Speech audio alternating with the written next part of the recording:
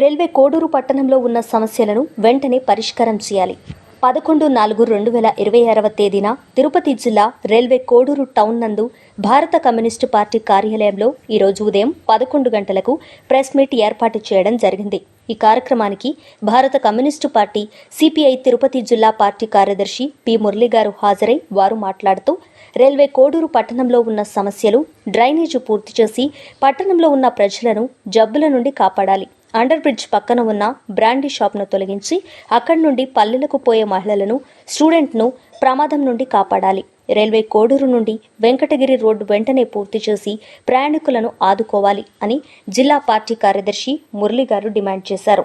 ఓబులవారిపల్లి మండలం బొమ్మరం cross road highway రోడ్డుపైన 3 కంపెనీల నుండి దుమ్ము ఎక్కువై హైవే రోడ్డుపై ప్రతి వారంలో 2-3 ప్రమాదం వల్ల మరణిస్తున్నారు. దీనికి కారణమైన అక్కడే ఉన్న brother company, Varshini company highway road పక్కన ఉన్న క్రషర్ వలన జరుగుతున్న ప్రమాదాలను పొల్యూషన్ అధికారులు వెంటనే ఆ కంపెనీలపై చర్యలు తీసుకుని అక్కడే ఉన్నటువంటి గ్రామ ప్రజలను, బైపాస్లో ప్రయాణిస్తున్నటువంటి ప్రేమికులను కాపాడాలని అన్నారు.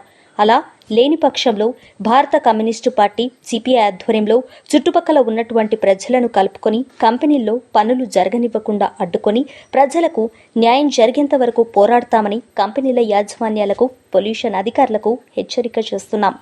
ఈ కార్యక్రమంలో పాల్గొన్నవారు ఏఐటియుసి జిల్లా అధ్యక్షులు చంద్రశేఖర్ రెడ్డి, ఏఐటియుసి నియోజకవర్గ అధ్యక్షులు తుమ్మల రాధాకృష్ణ, భారత communist party CPI railway Koduru నియోజకవర్గ కార్యదర్శి Jyothi Chinnaiah, APMDC employees union general secretary Pokuri Murali, railway Koduru మండల పార్టీ కార్యదర్శి దార్ల రాజశేఖర్, ఓబులవారిపల్లి మండల పార్టీ కార్యదర్శి చింతలపూరి నాగమ్మ, కటారి గోపాల్ హాజరు కావడం జరిగింది.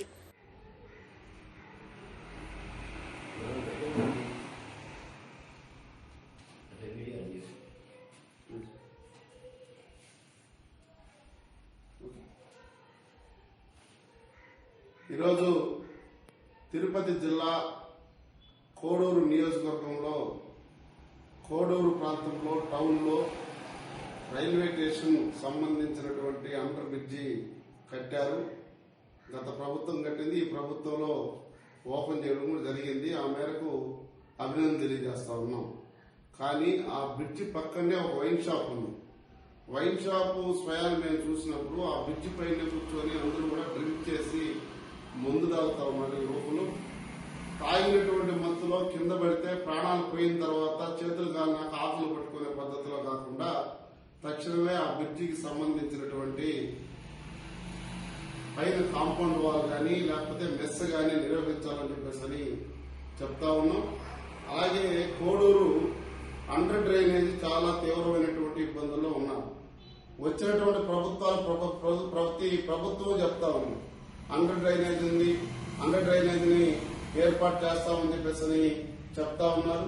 అండర్ డ్రైనేజ్ సంబంధించినటువంటి మెరుగైనటువంటి డ్రైనేజ్ కట్టడానికి ప్రభుత్వ అధికారులు చర్యలు తీసుకోవాలి. ఈవేళ వెంకటగిరి నుండి కోడూరు నుండి వెంకటగిరికి దాదాపు కిలోమీటర్లు తగ్గే పద్ధతిలో రోడ్డు కూడా ఏర్పాటు చేయడం జరిగింది. మధ్యలో 2.5-3-4 కిలోమీటర్లు మాత్రమే అడవి ప్రాంతం ఉంది. అడవి ప్రాంతం దానివల్ల రోడ్డు కానీ క్లియర్ చేస్తే వచ్చేటువంటి నెల్లూరు పోవాలన్నా, వెంకటగిరి పోవాలన్నా, నాయుడుపేట పోవాలన్నా, సూలూరుపేట పోవాలన్నా అనేక ప్రాంతాల్లో కోడూరుకి వెళ్లేటువంటి ప్రాంతాలు ఈ కోడూరు వాసులందరూ కూడా తిరుపతికి వెళ్లి తిరుపతి నుండి అట్టన్నా పోవాలా, లేదా రాజంపేట నుండి ఇట్టన్నా రాపూర్ ముందన్నా పోవాలి. కాబట్టి ఇంత డిస్టెన్స్ తగ్గడానికి ఒక ప్రభుత్వం ఒక ప్రణాళిక రూపంతో అక్కడ ఏర్పాటు చేయడం జరిగింది. కానీ అక్కడ ఉన్నటువంటి రోడ్డు ఆ కాసంత 2-3 కిలోమీటర్లని కొండని కానీ తీసి రోడ్డు కానీ వేస్తే మెరుగైనటువంటి కోడూరు నియోజకవర్గంలో ప్రజలందరూ కూడా అటు సైడ్ పోవడానికి రావడానికి సులభమైన పద్ధతిలో ఉంది. అదేవిధంగా ఆదాయాలు నడుస్తున్నటువంటి రైతులకు అనుకూలమైనటువంటి పద్ధతిలో ఇక్కడ జ్యూస్ ఫ్యాక్టరీని ఏర్పాటు చేశారు. ఈవేళ ఆ జ్యూస్ ఫ్యాక్టరీ పేరుని క్లోజ్ చేసి తిరుపతి పట్టణంలో 7 Hills అనేటువంటి జ్యూస్ ఫ్యాక్టరీ పెట్టుకుని ఈవేళ రైతులకు ఇబ్బంది జరిగేటువంటి పరిస్థితి వస్తా ఉంది. కాబట్టి వీటన్నిటిపైన కూడా కమ్యూనిస్ట్ పార్టీ సిపిఐగా పరిశీలన చేయడం కూడా జరిగింది. ఈ కోడూరు నియోజకవర్గంలో భూ సమస్య తీవ్రమైనటువంటి పద్ధతిలో ఉన్నది. ఈవేళ జిల్లా కలెక్టర్ గారికి జిల్లాకు సంబంధించినటువంటి అనేకమైనటువంటి సార్లు అర్జీలు ఇవ్వడం జరిగింది.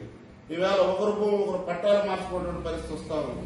ప్రభుత్వ భూమి ఉంది, ఇవాళ ఇల్లు లేనటువంటి ప్రతి ఒక్కరికి ఇల్లు కల్పిస్తామని చెప్పేసి ఇవాళ రాష్ట్ర ప్రభుత్వమే చెప్పింది. గ్రామీణ ప్రాంతంలో ఉండే వాళ్ళకి 2 సెంట్లు, పట్టణ ప్రాంతాల్లో ఉండే 3 సెంట్లు ఇస్తారు. వేలాది ఎకరాలు మొత్తం కూడా అన్యాయకరతో ఇప్పుడు భూస్వాములు ఆక్రమించుకున్నటువంటి పరిస్థితి ఈ 5 మండలాల్లో ఉన్నది.